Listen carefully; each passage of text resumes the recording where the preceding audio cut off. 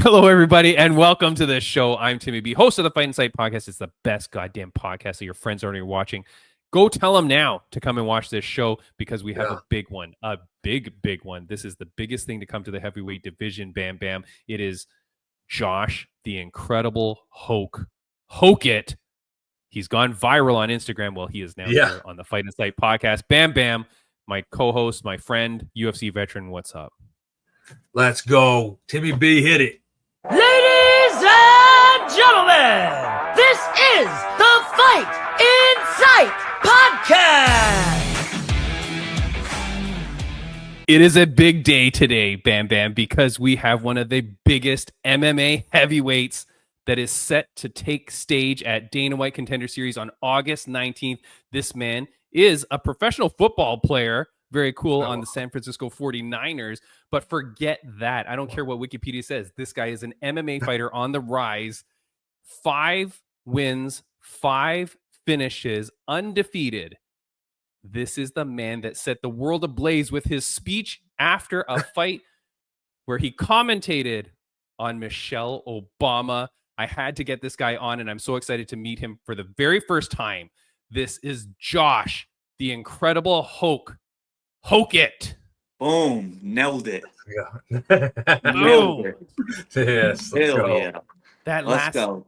That last name, difficult, but to clarify for everybody, it's Hokit, the Incredible Hok, not exactly Hawk. Boom. Yeah. No matter what. Soon everybody will know how to say it, Absolutely. Right? That's it right there. Absolutely. Damn straight. Damn straight. Now, what is the origin of this nickname? Man, I don't just white, I guess. Being a beast. Guess white. I don't know. There's the Virginia Tech Hokies. I don't know if and that's a college football team. And okay. So wherever that originated from, I don't know. It's just a white last name. No, the nickname. Origination of the last name. Oh, the nickname. Listen, a lot of people ask me about the last name. I'm like, it's a white last name. I don't know what to tell you. I was like, wait a minute. What? White? Oh, no. The Incredible Hok. No. I was sitting in the NFL locker room with my friend Jordan Matthews. He was a second-round pick for the Philadelphia Eagles. And, I was just talking to him about, maybe one day stepping into the octagon and fighting MMA. He was like, if you ever do it, your nickname needs to be the Incredible Hok. And I was like, you know what? That's kind of clever. I like that. I'm gonna stick with that. And then next thing you know, the next day I changed my name on Instagram. The NFL people helped me to get it verified and change the name. So I was like, shoot, I got it. I got to run with it now. Yeah. So shout out to Jordan Matthews. Very cool. Yeah. Dude, that's awesome. Now, were you always a comic book nerd, or like, what's the deal?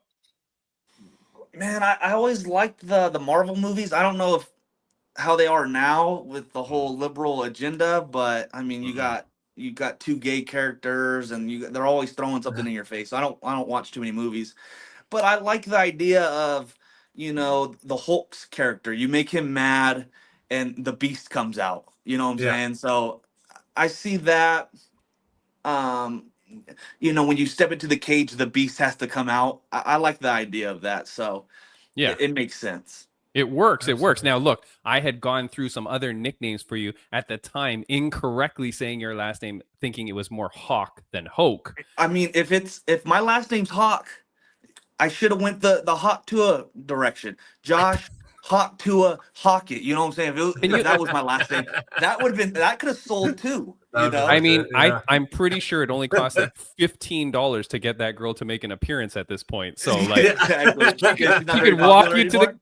I don't think she could walk you to the cage. I think. Yeah. Shoot, if I could have had a third cornerman, she could have been my third cornerman for this Contender Series fight. Maybe next time in the future. But they only have 2. They only have 2 this fight. So well, look, boot out. Hey, the when you make that debut, when you make that UFC debut, there you go. She's walking with me up. She's in my corner. What type of advice you got? Fuck. Just spit on that thing. In between rounds, just spit on that thing. Come on now. Exactly. Give it to him.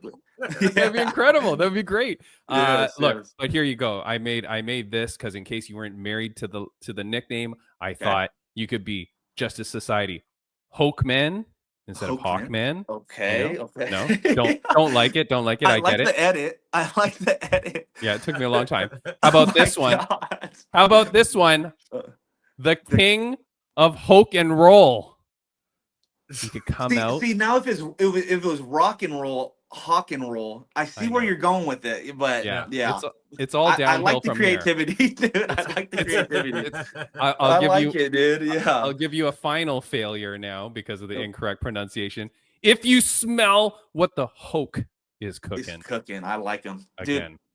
Dude, A for effort, dude. Hey, I like it, man. Can I Can I just say though, this edit of you on the Rock's body, I mean, it literally looks like that's just you. Like that doesn't even look like I edited anything. Exactly. I'm not chiseled up, huh? Yeah. Do you have that big. shirt? Do you have that Not shirt? far off. I should. I like how they were dressing back in the WWF days, so I might have to start dressing like that too, huh? Yeah. There you go. Well, this is the thing, man. So now you're moving ahead in your career, 5-0, 100% finish rate. That's what we like to see, man. Yeah. How did you know that this was the time to go to Dana White Contender Series? Because people say like you need to, earn your shot, like, get the experience and whatever outside. But there's been a lot of people that make the turn really quickly into the UFC and are very successful. So how did you know this is the right time for you? Yeah, I knew if I kept winning, it was going to be harder and harder to find fights. And so you see that all the guys on the Contender Series, they're already kind of 5-0 or 6-0. They're kind of around that area. So I was like, might as well give it a try, see if they, because you have to submit an application, and so you give them the background and accolades, and they were like, cool, let's give them a shot. But it's heavyweight at the end of the day. If this was the lightweight division, maybe I need 10 to 15 fights, but this is heavyweight. If you could dodge a punch, they have a big overhand. If you can't get hit by that, maybe take them down, wrestle, have good cardio, you'll be successful with it, however many fights you have. So yeah, I was gonna say heavyweight definitely, like, they're always looking for good heavyweights. You're 5-0. That's huge, and I see that's an easy access to the Contender Series. Smart way to go because they're always looking. So it's like exactly. You got a short road there, especially if you're putting people away. Yes, you're putting people away. It's not like you're going to decision. You're putting people away, which means you're dangerous. You got the skills. Yeah. Contender Series definitely the right road for you, and then I think perfect timing, really. Exactly. And so I'm slowly figuring this thing out. Where if you look at my first fight, it wasn't very. It went 3 rounds. But then I get the guy in the arm triangle, and then he kind of gives up, and then I tap him out in the 3rd round. But after that, I'm like, why do I need to strike with anybody? They haven't proven that they could stop the wrestling. And so I kind of got back to the wrestling. I started mastering that more on top of the jiu-jitsu and learning how to get people out of there, learning how to make them actually tired. Because I feel like wrestlers, they have the wrong mentality where it's like, I grew up wrestling, so I don't need to get any better at it, And so you see a guy like Bo Nickel, which I don't know how he's training, but you see these guys get away from the wrestling, make them stop the wrestling, train like a real wrestler, like how we know how to train, and then if they stop it, then it becomes a fight. But I think wrestlers ain't very smart, so. It's not surprising to me, but I'm not making that mistake. Yeah. The path to success is there. What you have to do to be successful. Look, on the Contender Series, one of the things too, they look for finishes, man. Exactly. Right? Exactly. So feel free to finish this bad boy in like the first round. Like don't waste time. Okay. I'll keep that in mind. Yeah. I'll keep that in mind. But it's like, if you don't practice the wrestling, and then you think you're going to go in there and wrestle, and the guy just magically gives up. Like, you still got to make the guy give up. And so that's where the jiu-jitsu comes into play. And it's like, it's little technique. You have to wear him out somehow. You don't just wrestle and then he gets tired, and is what it is. Like, you got to be strategic in there. And I think a lot of wrestlers are they're too caught up in trying to strike and all this other stuff. I mean, a lot of these guys been striking as long as we've been wrestling. So it's like, Yeah. if you're trying to play their game, you already lost. Right. Yeah, Yeah. exactly. So how do you feel in this striking department? And I mean, from the way you're talking, obviously it's something you're still working on diligently, on top of your wrestling and jiu-jitsu, right? Yeah, I would say, I mean, if we just look at it like compared to all the other wrestlers, it's night and day better than all of them. I feel like I have a better understanding for distance management, where wrestlers, that's important. We all we do is hand fight. We're all about the action. We have to close distance and all this other stuff. Where even in my very first MMA fight, I was working the jab like a boxer, but like there's still a lot of skills that go into that. You got to have distance and timing, which I mean, a lot of people can't develop. So Yeah. I mean, But I think my striking is solid. But until someone stops the wrestling, no one will ever see it. So Yeah. maybe you'll stop it, huh? I don't know. Yeah, I don't like their chances, man. But the thing is, I mean, like 2 TKO stoppage on top of 3 submissions, so like you're dangerous everywhere. Like you know what to do. What's your vision of the heavyweight division right now? Because we are in a very weird place. Overall, oh God, yeah. I mean, it's just so. I mean, do you ever like look forward to a heavyweight fight? Let me ask you that. You guys. Very few, I guess. Yeah, No. maybe other than Aspa knocking everybody out, like that's about it. But I mean, it's unentertaining. Like they're lazy, they're boring. They fight once a year. I don't know. I don't know what's going on with the division. It's like it's been stagnated for a while. So hopefully I can mix some things up real quickly after this Contender Series fight. yeah, and I don't want to call your attention, but you only fought once in 2023 and once in 2024. But since then, you have picked it up 3 fights in 2025. Whose fault was it though? Not mine. I'm ready to should I fight know? every week. Opponents' rights, yeah, right? No, Or Bellator. promotion. Bellator. That's Man, right. everyone. Okay. I mean, god dang, they only do an that's event right. every 3 months. I mean, now it's a little bit better, but No, it's I not. mean, I haven't been paying attention. I'm glad I'm out of there. But with Bellator, man, because I'm ready to fight every month if I can, and so I was bugging them, and they didn't want to put me on any cards, and it just kind of slowed I mean, Right. I look at it like it was meant to be because now I just get to train. I was always still in the gym, but I need the experience. I need to get in there. So yeah, no, they held me out for whatever reason, and yeah, I wanted to fight. It wasn't on me. As soon as I got released, look what happened. 4 fights. Yeah, Or, that's what's crazy. This is gonna be my 4th fight. So 4 fights in like half of a year, which is crazy. Yeah. So here's the thing though, because your first 2 professional fights were with Bellator, which is pretty crazy that like your career starts in Bellator, which kudos to you, man. But here's my thing. So they're not fighting you, right? And I don't know if you were making like $1 million a fight, but what about this girl, man? Do you know anything about this when I show you this to the Incredible Hok? Do you know who that is at all on the right side there? I think I've seen the girl fight. Did she just get resigned? Yeah. Is that what just happened? That's Dakota Ditcheva. She is the greatest female not in the UFC. Yeah. Right? Yeah. So she's this okay. global superstar, best thing, since Jesus. And What weight did she fight? flyweight. So good weight 30. class, right? Yeah, like 30. good competition. 35, What's that? 135? 25. 25. Yeah. 25. They need a 25 in the UFC.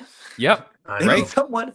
Right? At some point, they're just going to be wheeling out Valentina in a wheelchair to fight and beat people up because, I mean, like, she's just destroying the division. But here's the thing. Greatest fighter ever, right? That's not in the UFC right now. Okay. And she re-signs with PFL. And I'm going all over the internet going, what the frig? Yeah, I think that's where I saw that. She got I don't know if I saw her fight, but I knew she was a big deal, and then she got re-signed. Whenever I see a fighter re-signing with PFL, that's the first mistake, where it's like you're just gonna die over there, and no one's ever gonna remember your name, and you're not gonna get no credit you deserve. So, Yeah, I mean, especially at 125. I mean, Valentina can't hold it down forever, so it's like they need people in that weight class, you know. You think, So yeah, you think you would have had a lot of leverage. So like I'm arguing with people online and they're like, no, of course she's going to build her brand there and whatever. I'm like, dude, she's not going to fight. Like, who are you going to bring in? Now, they've got Liz Carmouche and they've got Jenna Bishop and they've got Talia Santos. Fine. Right. yeah, But they after keep them, going in the tournament, but they keep going in the tournament. They're not even fighting outside. So like, I'm guessing like you're going to bring in a Kardashian. Like, what the hell are you going to do? I mean, at this point, they should just make the fighters fight in lingerie. You know what I'm saying? I'm not tuning in to watch a female fight for their skills. I tell you that. Maybe she does have skills. There's few now. There is few that have the skills. Maybe she's one of them. But I mean, god dang, they should just feed into the whole attractive female bit. You know what I'm saying? And have them fight in Victoria's Secret underwear and stuff like that. That just might just, or just get rid of it. I don't know. One of the two. But it is scarce. What you're saying? Maybe she's getting paid $10 million. I don't know. So I knew. It's not a good decision though. She needs to be in the UFC if it you're doesn't, any good. It doesn't matter if your contract says they're going to pay you 10 million, because if they can't find you a fight, they couldn't find the Incredible Hok fight. Who are they going to find that they're going to be worthy to pay you $10 million to beat up this noodle that we just found on the street? What are you talking about? Chris Cyborg can't make 125? Shoot. But this is what I mean. Like, we need new him stars. Out of retirement. Make her make 125. God's sake. Look, I knew that you're a character. I knew that you're a character. On one of your recent posts, you posted about how lame soccer is, right? So I want to ask you this question. What is worse, a man playing pickleball or a man who pays to go watch the WNBA? Oh, God. Is that even I like pickleball. I don't know. Like, pickleball? I haven't played. Why wouldn't you just go play with the tennis? second one, though. I'd go with the second one. But the second one is no question. WNBA? Yeah. That's almost like women's MMA. They need to get rid of that too. Like, what is going on? I don't want to see all that, because they showed the highlights and you got whatever her name is, Sid freaking from Ice Age, missing layups all the time, and I'm like, and then they wear the shirt. Pay us. Yeah. I'm like, pay what? You guys you guys miss layups. You guys can't even shoot threes. Yes. Caitlin Clark's the only one holding it down. She's playing real basketball. But other than that, it's tough. But no question, the WNBA, you pay for that? Maybe if you give me free courtside tickets, maybe. Yeah. Will we ever see the Incredible Hok, Josh Hokit, at a WNBA game? Oh, hell no. You could probably pay me. I still want to go. I will delete this podcast. They take the knee and they go into the live agenda. I don't like all that stuff where it's like, then they play the victim mentality of like, poor me. The white people are freaking the problem. I don't like all that. Those Hokits are the problem. That's what I would say. The Hokits? Yeah, the Hokits are the real problem, I think. Hold on, why would you say that? You just said that they're saying that the white people are the problem. And you started this podcast by saying Hokit is a white last name. Hey, I'm only half white, by the way, so I'm not representing all white people. So okay, just half of us. What is your other half? Right? Hey, I get to choose. What's the other? Mexican. Mexican. Okay. Nice, my mom's from Chihuahua, I think. My mom was actually a legal immigrant, by the way. So, but she was smart. She got her citizenship. She worked.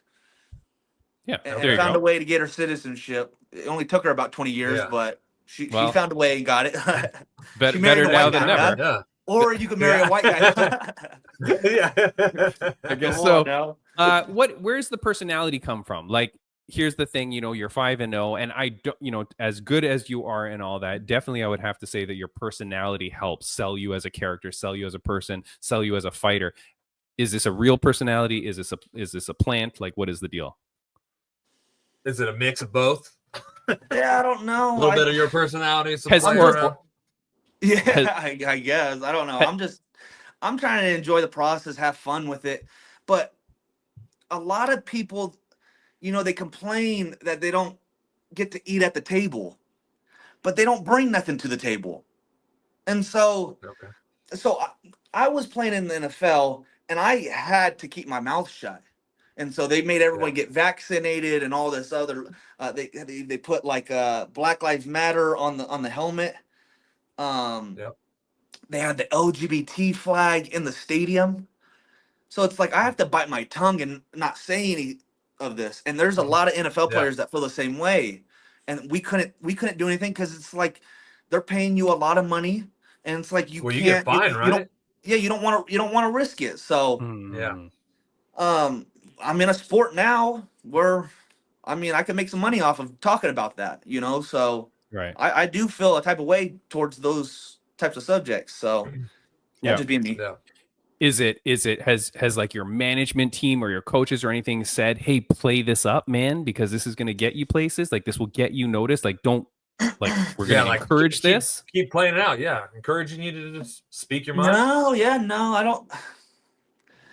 This is like a knucklehead sport, where it's like everyone just wants to train their body and not train their mind, but it's like, Greg Jackson talks about this. He has like this strategy class, how to maximize, your time while doing MMA.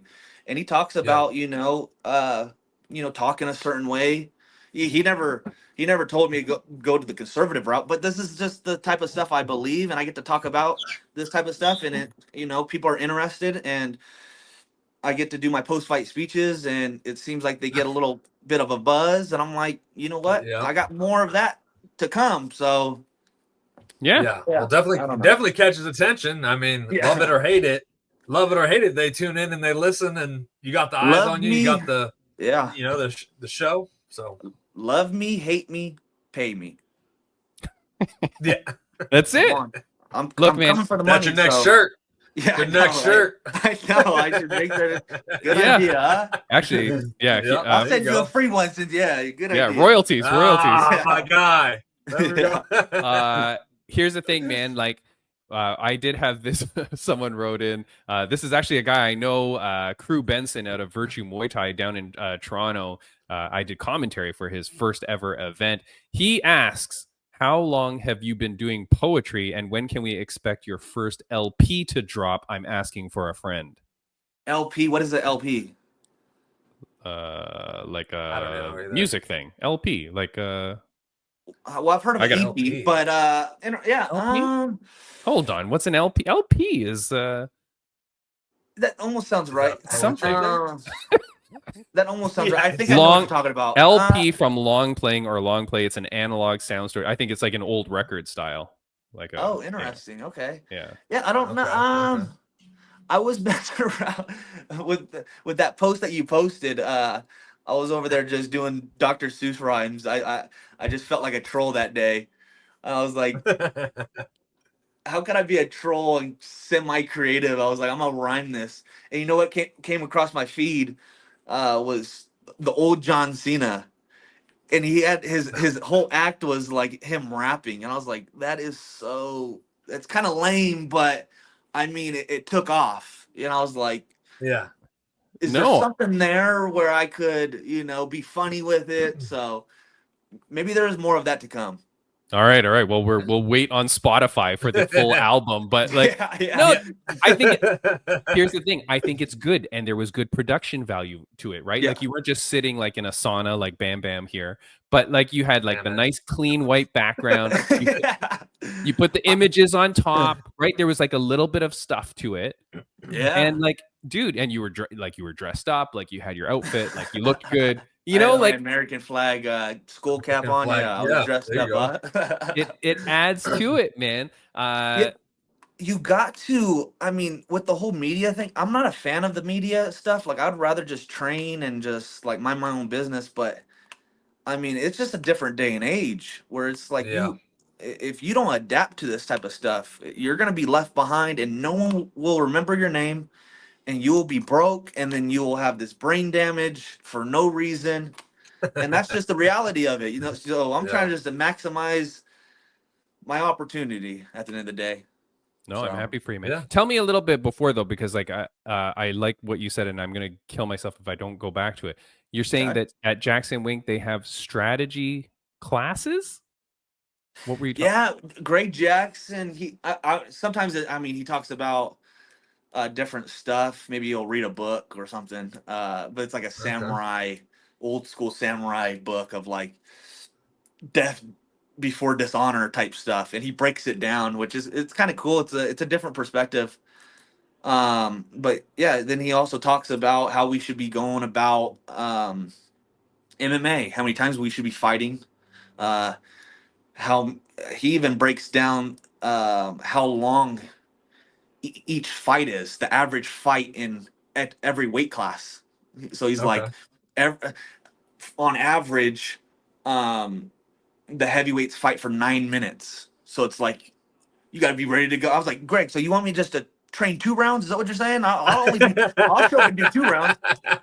Just joking with him, but Yeah. it's interesting that he's breaking it down like that, and he's analyzing that type of stuff just to get your mind wrapped around this whole game instead of just one aspect of it. He's kind of open-minded like that, which I like.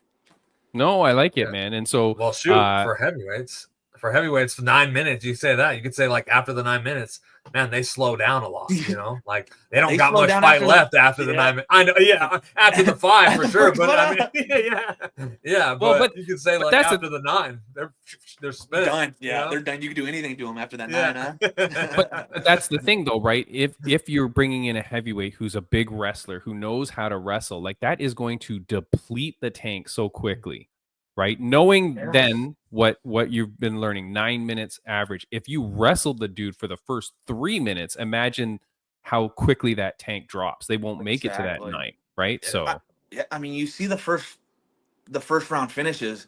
It's not that I'm just trying to get the guy out of there as fast as possible, but it's like we wrestle and then they just give up within the first round. So it's like, okay, so I'm just gonna keep doing it. Why not get him out there? Exactly.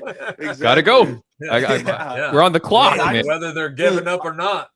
Exactly. I just want them to suffer for that 3 rounds, 15 minutes. Though, Nice.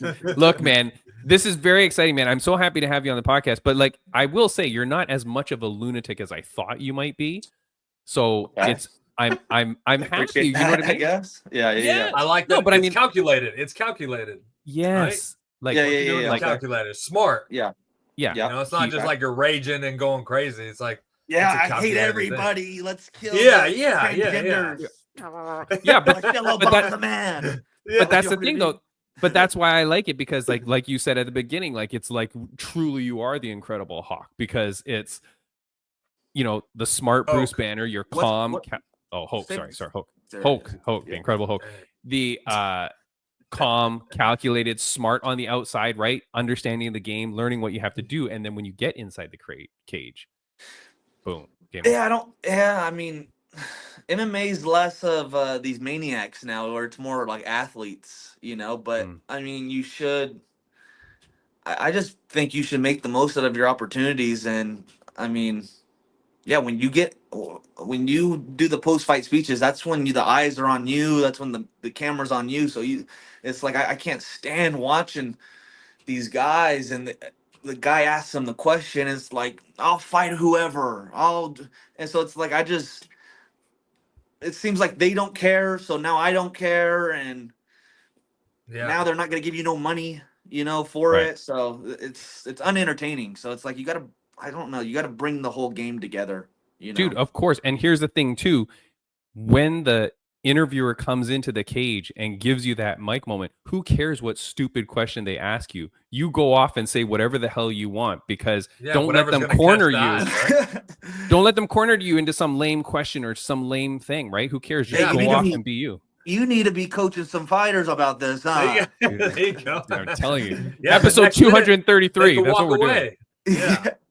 But I mean, they wait for the question, and it's like, man, now do I got anything cool to say? But it's like, if you just go in there, you already know what you're gonna do. Yeah. Who cares about the question? Forget all about that. They don't care about that. They care about what I'm gonna say. So I'm more worried about that type of stuff. Yeah. Yeah. No, dude, I'm so happy for you. I'm proud of you, man. Like, I think that you're going to do your thing. Yeah. Look, August 19th, again, I'm going to put up this photo, which is, you've circled this in your Scratch out everybody way else. that you do. Tune Yeah, in, who second cares? fight. Yeah, that's all you care about. Season 9, Week 2, Dana White Contender Series. You've got Josh, the Incredible Hokit, Boom. against whoever this guy is. I don't know who this guy is. Do you know anything about him? I just know he must be dumb to accept the fight against me, So I know he's from Brazil. I know he just seems like a brawler. He's not very big, it seems like. I think we're coming in as the same attributes. And so if you come in anywhere near as the same attributes as me, I think I'll just rip you apart. So it's heavyweight. They're all dangerous, but I feel like my fight IQ and I'm strategic, and I got wrestling on my side, and the cardio. So I like the odds. Dude, I love the odds. As a true American as well, this is the perfect time to do it, because guess where you're going to be next year, my man? You are going to be on the White House lawn. Dang! Imagine that. Can you imagine? That? Dude. Yeah, man, that would be a dream come Start true. speaking it into existence. Come on, dude. Come on. Yeah, that would make sense. I mean, dude, come on. Call that shot, man. Every UFC fight after this, dude, that's just on the mic. You're calling it. Yeah, no. Yeah. I do have. You guys got to wait and see. I got something planned, but yeah. Nice. All right, I like it. Now, I agree. 2 last questions I'm going to ask you. First, quick question, though, about that UFC White House card. Do we go all Americans on the card, or we do Americans versus other countries, but every fight is one American? What would you prefer? Yeah, I would do one American and then a foreigner. Yeah. Against them. Yes. I would totally, because then the fans get to every fight. The fans just get to chant USA, USA, and then you got one guy instead you're going of having for. USA versus USA, right. And then you can't really do it. It doesn't make any sense. Just to throw it out there, though, Josh, I did propose on the White House lawn, all Americans, Democrats versus Republicans. Hold on, he likes it. It's marinating. Would be great, dude. That would be great. Wait for my post-fight speech in Dana White Contender Series, and I'll tell you who I would like for my opponents to be. I like it. Yeah. Dude, I like it. Opponents, plural. Multiple. Yeah. Multiple. Come all in there with me. Dude, I can't wait. All right, look, last question I'm going to ask you, my man. Before I ask you my last question, is there anything that you wanted to say, fans, viewers, and listeners? Anything you want to get out before I ask? Tune in August 19th. That's all I got right now. Very nice. I love it. A question that my mom used to ask me almost every day of my life growing up. I want to ask it to you. I ask almost everybody that comes on this podcast now. For like over a year, I've been asking this. On a scale of 1 to 10, how happy are you? Scale 1 to 10, how happy? That's an interesting question. I don't know if you're ever that happy, but I'll tell you this. I'm at peace. I am at peace. Okay. So I think that's more important, Get a number? No, see? Hold on. This is why I like this. No, I like this guy because he answered it so out of the box. Yeah. You know what I'm saying? Should I just say I'm 10 out of 10 of happiness? I don't. No, I think your answer 10 was out perfect, of 10 man. of peace, though. When it comes to peace, I'm at 10. I'm okay. What's the difference? But can you explain what's the difference between peace and happiness? Happiness. I feel like you could be happy one day and then sad and then like it's just all over the place. But when you're at peace, it's just you're like it's like the Bruce Lee, like you're just going with the flow. You're like water type thing. That's how I like to look at it. No matter happy moment or sad moment, you can go through it. Yeah, I'm solid. Yeah. I'm at peace. Okay. Yeah. God damn. I hope that answered it. I don't know. That was a deep question. Dude, I love it, but it was a deep answer. Bruce Banner style answer, man. That's what I'm saying. You turned into the Bruce Banner style there. I like it. I'm sorry about that, man. Sorry about that. I like it. No, good. Look, man, thank you so much for joining the podcast. I absolutely really appreciate you spending the time with us. I know we kept you long, but dude, like you're a great interview. August 19th, make your shot, dude. Like, this is it. This is for you to get where you want to be, where you deserve to be, man. Call the shot, call your spot, bring the personality, bring the style that you bring, and like all these good things are going to happen to you, man. And then we'll talk to you again before your first UFC fight. Yeah. Keep getting those finishes. Yes, sir. Thank you guys for having me, dude. You guys are awesome. Man. Yeah, have a good one. See you later. Man. Yeah. Bye. Have a good one. Boom. That is Josh, the Incredible Hok. Hokit. Boy, oh boy, Bam Bam. I came home. I flew in today at 3 a.m. So I am running on fumes. And for that whole plane ride that I was on, I was saying Hok, Josh Hokit in my head. And then so that's really messed me up. But Josh made the adjustment. Hokit. Yeah. Incredible Hok.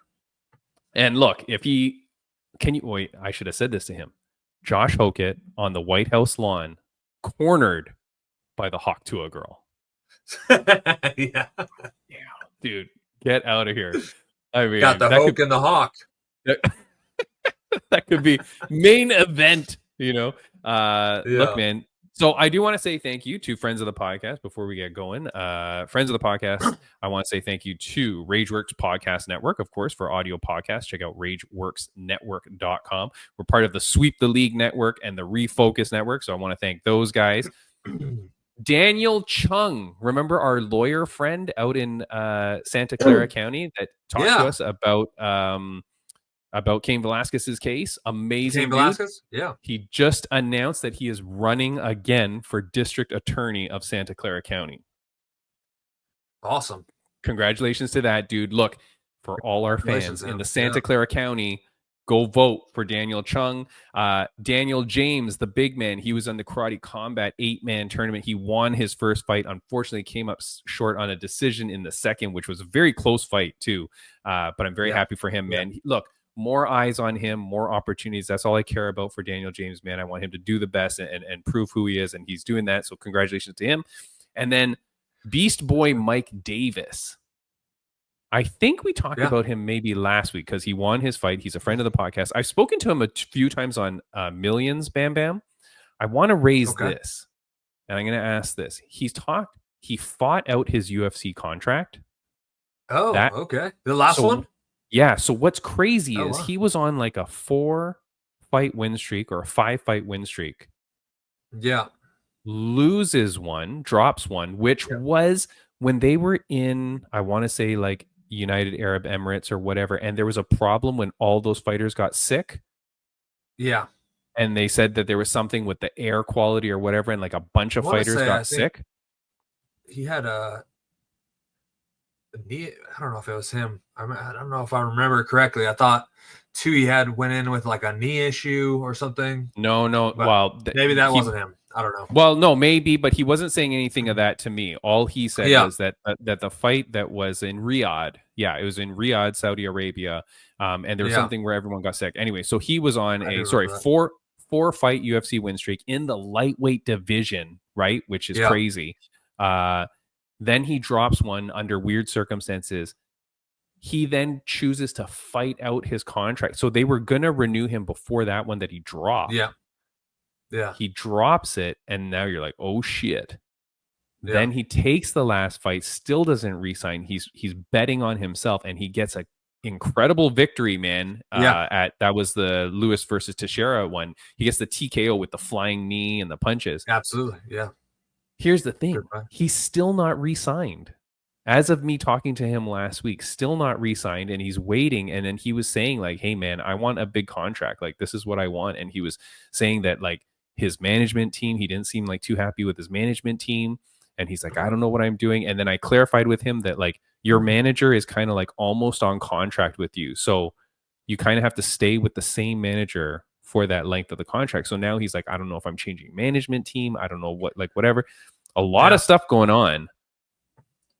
Hopefully he figures it out. I mean, opportunity for him, obviously, hopefully, it's his manager that he has is doing everything possible to get him the most numbers. Now, I know from personal experience, there's managers out there who aren't doing it for you. They're kind of playing both sides, you know, when they should be playing for you. And, you know, but they're playing both sides, trying to make sure that they're making you happy and making them happy, which means they're not necessarily putting all their efforts to getting you the most money possible, right? Wait, who's them? UFC? UFC. Yeah.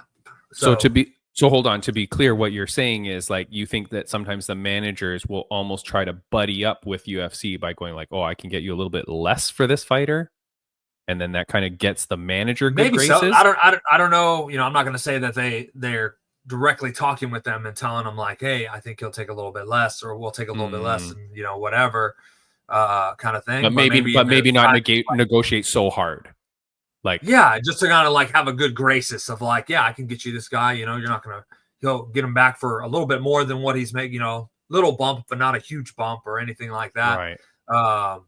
You know, I've definitely personally have been in situations like that, and you know, I ended up managing myself and pushing for my own contracts and stuff like that. Even when talking with other management companies and stuff like that, ultimately I know what I'm worth, and I was willing to put it out there. So, but there is good management companies out there. There are guys that will work for you. They're good, that will really push and get you the numbers you deserve.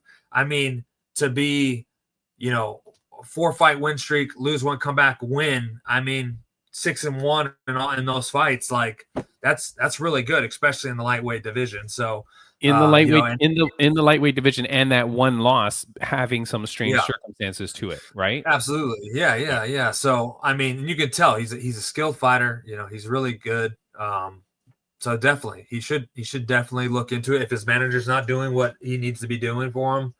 You know, if he doesn't feel comfortable speaking for himself to the UFC directly and doing that, then, you know, maybe it's time to look into new management. But I can't speak for him. Every situation's different.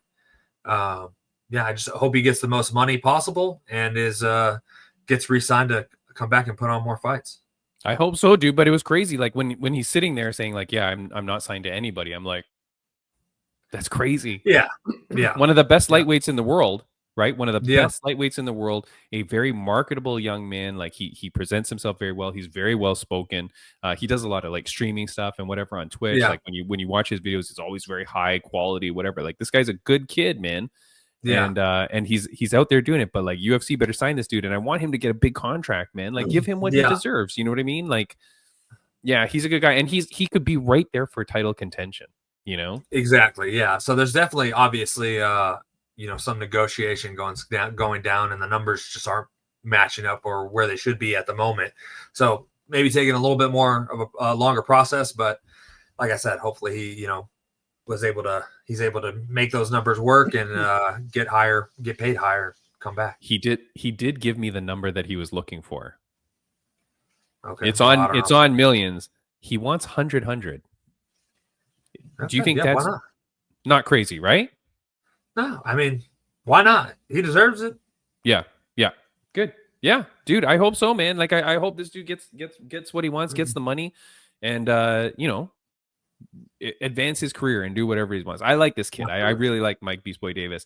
On a tangent to that, in talking about like UFC and being good in their graces and stuff like that, boy, oh boy, called it.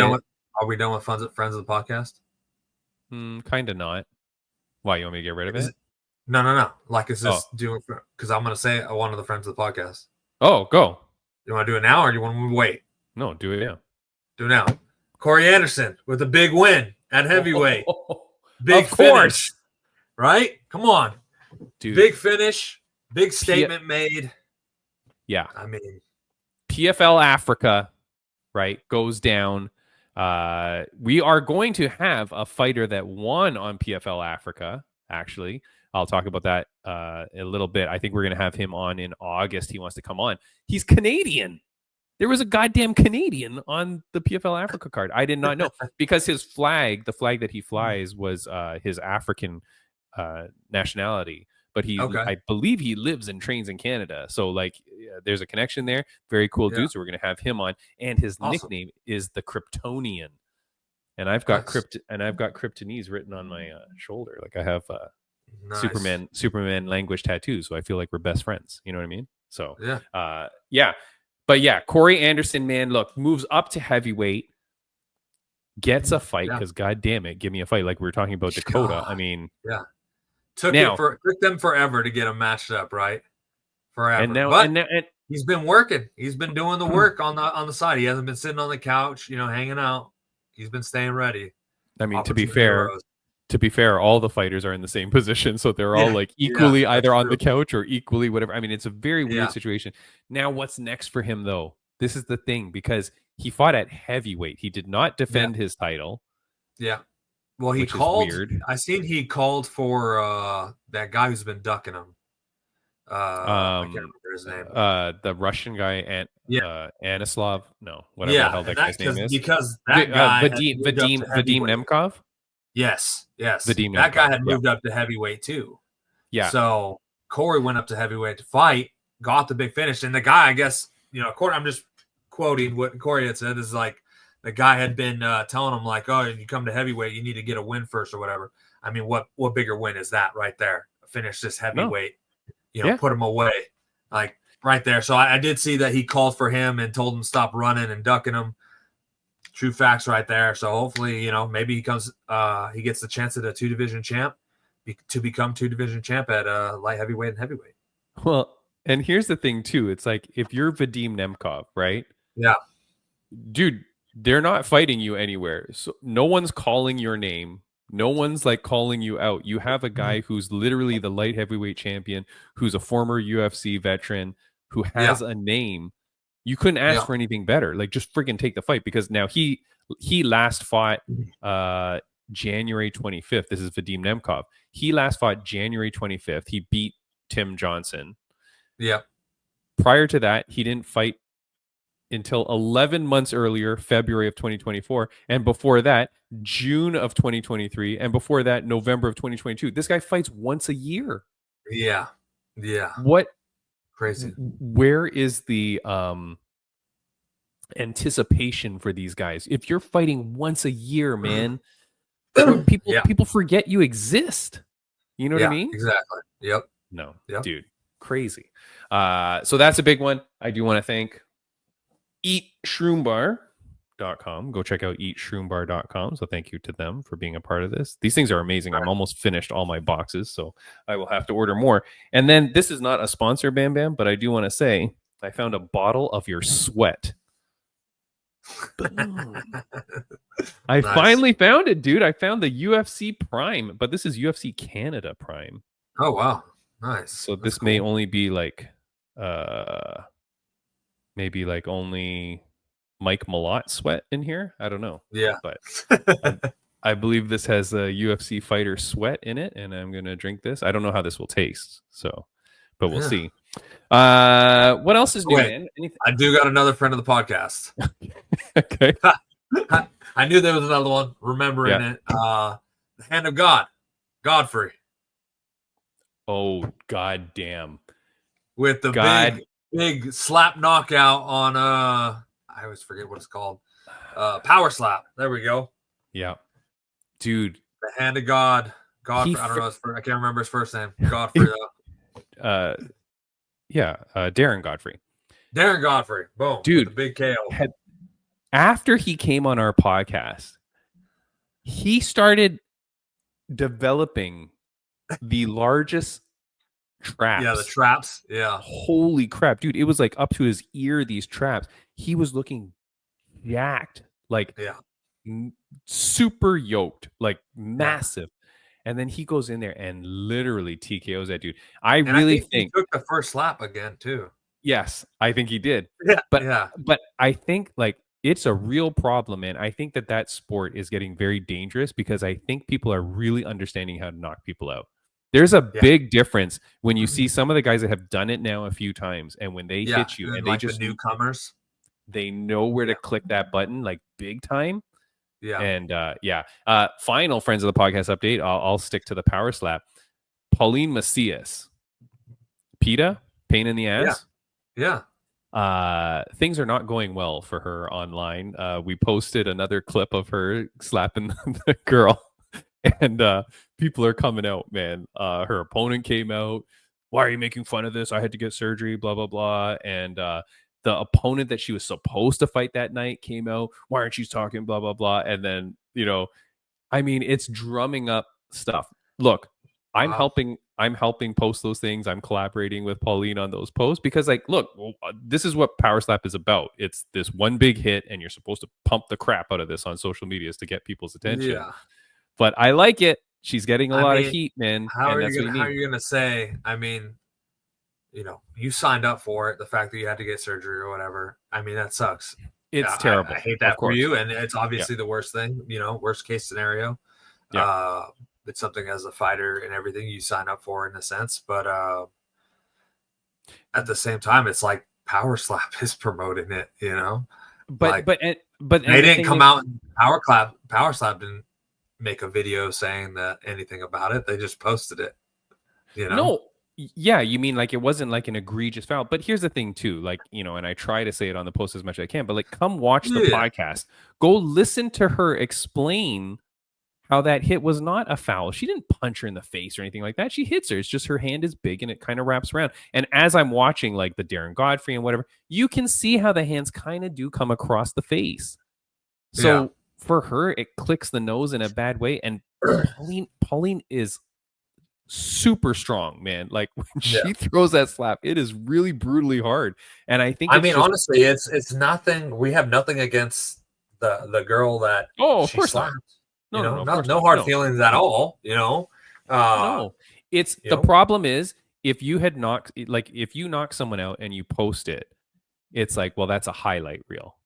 I think the problem is that we're posting it, but she got DQ'd as a result of it. But it's like, it's not like I'm posting like someone just kicking someone in the groin. You know what I mean? Yeah.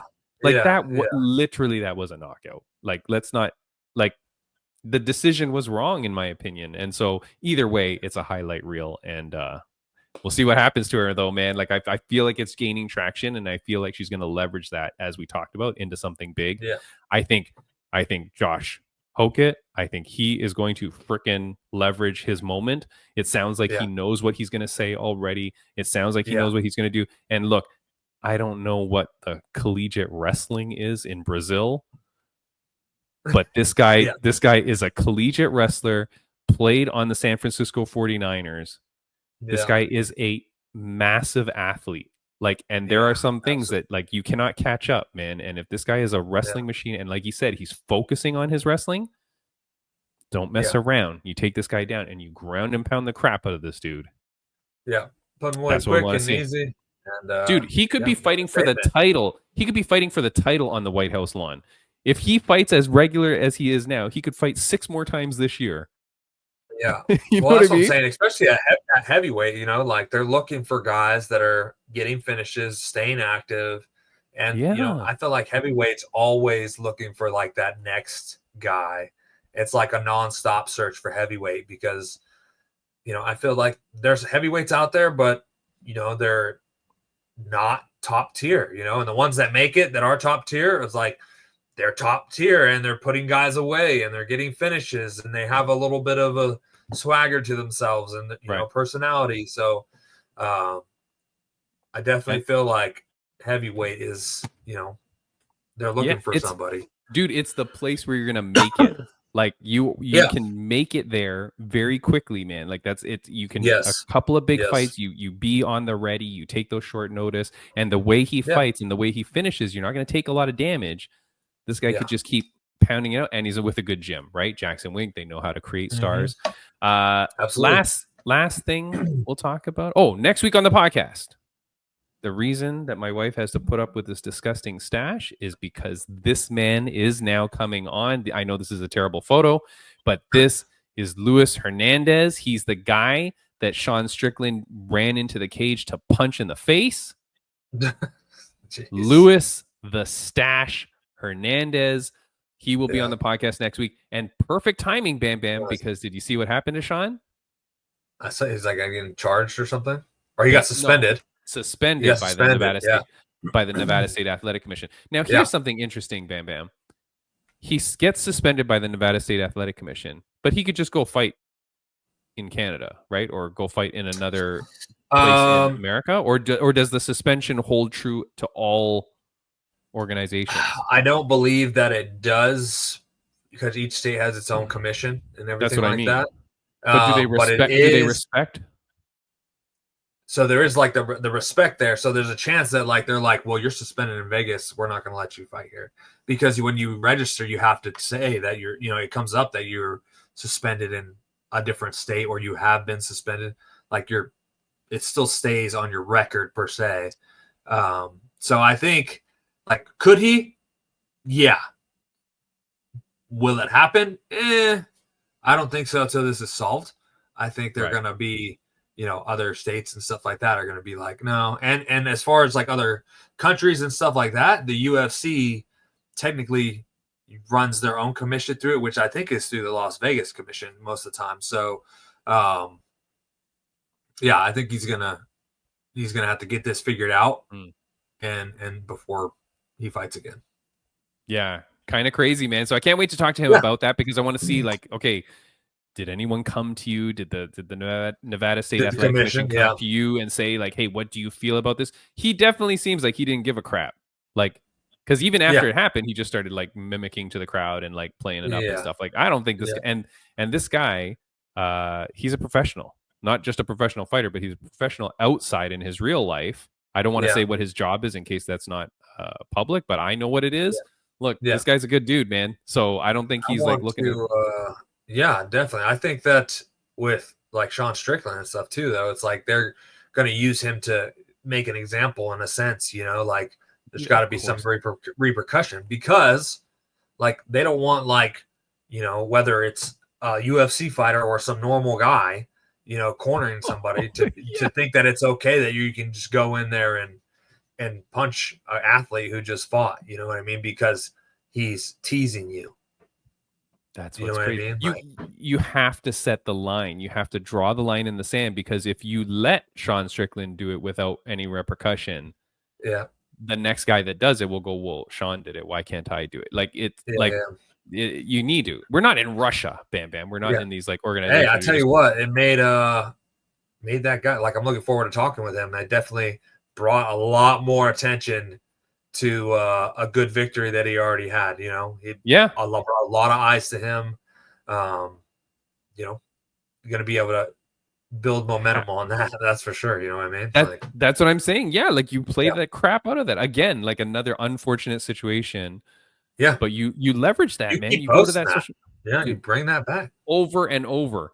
What else we got? Look, I did post this, and this, I mean, we spoke about this last week, but now, he re-signs.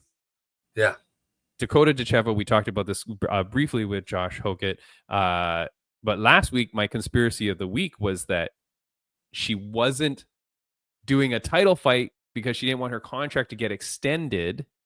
Yeah. Jeez Louise, Bam Bam. I mean, this is not technically my conspiracy of the week. I don't know that I have one this week. I think someone's got blackmail on someone. I have a conspiracy about this, about her thing. But okay, let me before you say yours. Yeah. I think someone's blackmailing someone. Like, why on earth would you stay in PFL? Absolutely bonkers. Like, either Dakota has blackmailed Don Davis and said, you are just going to pay me $1 jillion whether I fight or not. Otherwise, I tell everybody, bleh. Or Don Davis is like, Dakota, we have, these blackmail on you. And if you don't re-sign with us, we're going to let everyone know, right? That, whatever, you don't, you hate puppies or whatever. Like, I don't know. But like, why on earth, Bam Bam? It is the absolute worst decision on the planet. I really feel it's the absolute worst decision. And then, like, I was talking to people, and they're like, "Oh no, it's better for her to build her brand here. It's better for her to develop herself and then go to the UFC later." Former guest of the podcast, friend of the podcast, Drop Bear. She said she thinks that it's the money and the exposure that PFL gives. She goes, Dakota will easily make way more money than most UFC fighters. She's the face of the PFL. And I said, yeah, but how many fights is she going to get? She goes, it doesn't really matter. Even if she just gets one a year, she still makes more money than 90% of the UFC roster. Yeah. Ugh. But Okay. Bam Bam, as a young, hungry competitor, do you only want to fight one time a year? No matter how Yeah. much money you make. I really believe Dakota wants to fight more. But anyways, what do you think? Yeah. I mean, I agree with you on that. I think you know, I think she wants to fight more, but obviously you know, this sport is only for so long.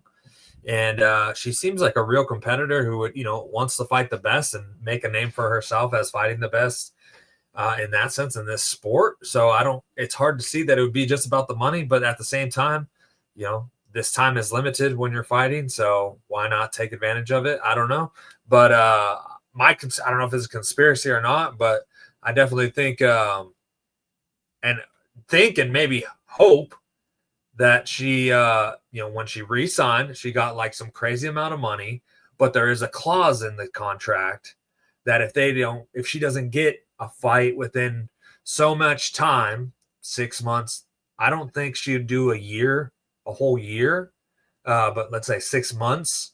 If I don't have a fight within 6 months, boom, you have to pay me and I can get out of my contract. Yeah. So Yeah. I think definitely she's, you know, obviously the PFL has money and she is pretty much the face of the PFL at the moment, and doing big things over there, and they're marketing her like crazy. So I definitely think she is smart enough to put, you know, some way to protect herself in the sense of not being stuck in a contract without fighting, without getting paid. You know, Yeah. and maybe the clauses too, like if I don't fight again in 6 months, I get paid no matter what. Yeah. You know, and if I don't fight again in a year, I get paid no matter what, but then I can get out of my contract. So maybe that's the case. I don't know, but I definitely think the friend of the podcast who said that she would make more, she's going to make more than, you know, 90%. I 100% believe that. Drop Bear Danielle Curtis, Australian fighter. Yeah, I don't know, man. I just think regardless of whether you're going to make more money, I feel like she's a competitor. Even if you were to be able to negotiate some sort of like term in the contract that would like allow you to exit or whatever, and that would have to be very, you know, cleanly written. Yeah. Ugh, I think maybe she thinks, you know, like, hey, we have those three other girls, you know, two friends of the podcast, Liz Carmouche, another girl, Jenna Bishop, yeah, Jenna Bishop, and then I think you named one more before. Well, Talia Santos, not a friend of the podcast, not yet. But former UFC fighter, at least has a little bit of a name. Yeah. So maybe she thinks, you know, I want to fight those three definitely, and like those are definitely potential fights to have, and you know, wipe them out, clean them off, and then kind of make my exit off of that. I don't know, unless they bring in some other fierce competitors. I don't know. It's just that if that were the case, I don't know why then you wouldn't have told PFL to put the belt on the line in PFL Africa. Because then at least you knew that fight was happening, at least get a title belt, blah, blah, blah. I don't know. I still think the Liz Carmouche fight, like to sanctionize or whatever, the titles or whatever between Bellator and that, I think that's going to happen after the tournament. So we'll see. Win, lose, or draw for Liz Carmouche. She's still the Bellator champion. Yeah. So that fight still could line up, right? But I don't know. We will see, man.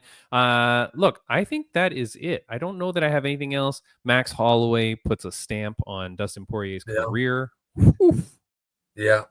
Boy, oh boy. I mean, honestly, it's that was a tough fight. Big fan of both guys.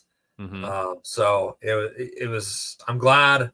You know, people ask me like, "Oh, it sucked. Dustin lost and everything." It's like, yeah, it sucks. Losses is go away fight and everything like that. But at the same time, like, man, what a way to go out. He went out like he came in, fighting like a dog, man, fighting like a dog. So, I mean, I think you can't be upset with that, you know, and you got to be happy for the guy, you know, in that sense. Like he didn't give a lackluster performance. You know, he went out there and freaking scrapped. So, awesome. You know, dude, I wish him good retirement. And that's the thing, man, because you see people in their retirement fight where it's like, okay, how much were you in this or whatever, dude. That was the Dustin Poirier of that's prime Dustin Poirier. No one is watching that fight going like, yeah, I'm glad he retired. Yeah, okay, this was his time to retire. No, dude, that guy could go on and fight 10 more times and we'd be super happy. But like, he's a wonderful guy, right? Like, has a nice wife, has his child, like, does a lot for the community, does does philanthropic stuff. So good for him, man. And like, look, he seems like he has a good head on his shoulder. Seems like he's a smart guy. So hopefully, like he does well in life and that he's happy. You know. That's all that matters. Definitely want to touch on that too, because I saw your post a while ago or right after the fight or whatever, about him being in the GOAT topic. Absolutely, absolutely. And people saying like, oh, he wasn't a legit champ or whatever, he's interim or whatever. I mean, holy cow! I mean, that's still counts you as a champ. I believe he has a belt at his house. I'm pretty sure it doesn't say interim on it. You know what I mean? Like, I definitely think he's in the GOAT topic, especially because it's, greatest of all time. Yeah. But that doesn't specify as like greatest champion of all time. One of the greatest fighters of all time. Absolutely. Yeah. Yeah. I mean, it would be interesting where you rank him if you were to do some sort of exhaustive list of like all time. But what I don't think is don't like, similar to like the P for P list that like the media does. They just put every champion at the top. Yeah. And then people after. But like, I don't think so, man. Like, I think Dustin Poirier would be above many champions in the GOAT rankings. I feel like Dustin Poirier would be above many legitimate champions, many legitimate multi-time champions. Like, I don't think so. And then, in the post that I had said, we can talk about this later, but I had gone on to say like, I don't think a title belt is a requirement to be a GOAT. And I also don't think... And I also think that if you're going to say some sort of harsh criteria like that, my harsh criteria is, well, if you've ever popped for peds, or if you've ever, done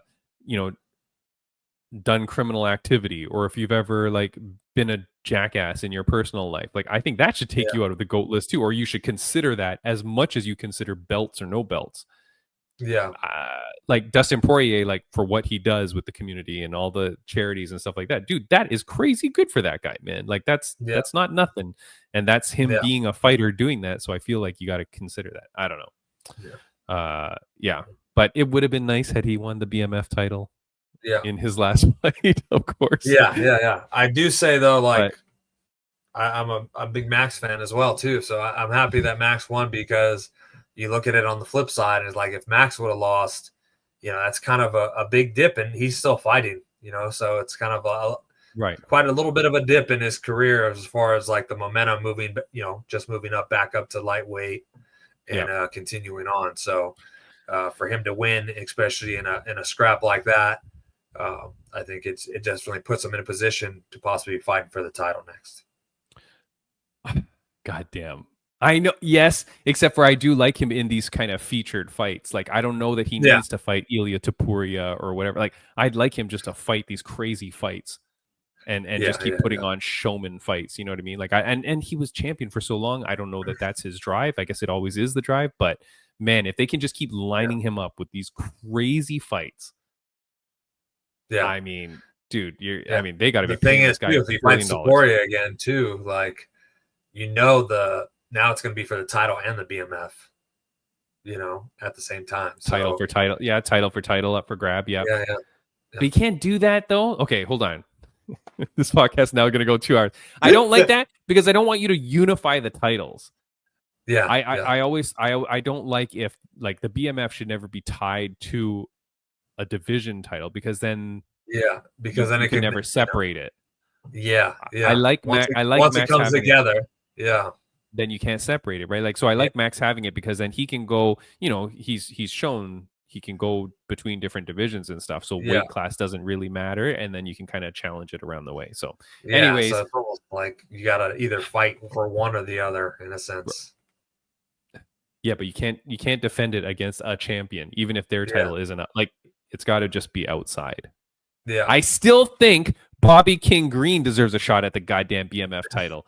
I still think Max Holloway versus Bobby King Green would be a friggin' incredible fight. Like, I think that would be a great stand-up fight, man. And if King Green can like somehow put together a couple of wins or something like that, get his name back on the radar, and then call out that fight, like that's 2 OGs in the game, stand up, super style. Like that's a great fight. He just has to freaking put a few together, and I feel like that would be a magical fight. That could be a good retirement fight for either of those two guys. Like, you know what I mean? Like real OG strikers. Yeah. All right, man. We are out of here. I am literally falling asleep as we do this. I'm dying.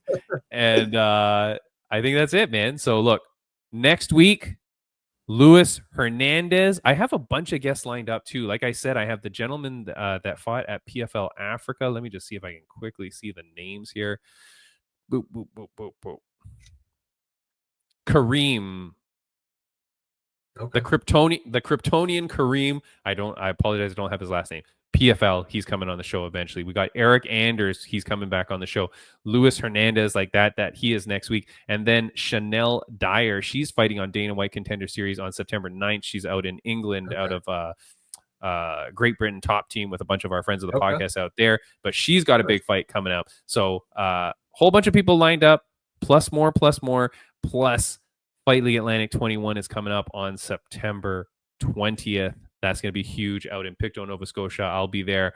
And so hopefully we'll get some fighters from that card as well and kind of like help hype that up. But of course, we'll talk about it here. That is it, my man. Cool. See you later, buddy. Good show. Bye. See you next week.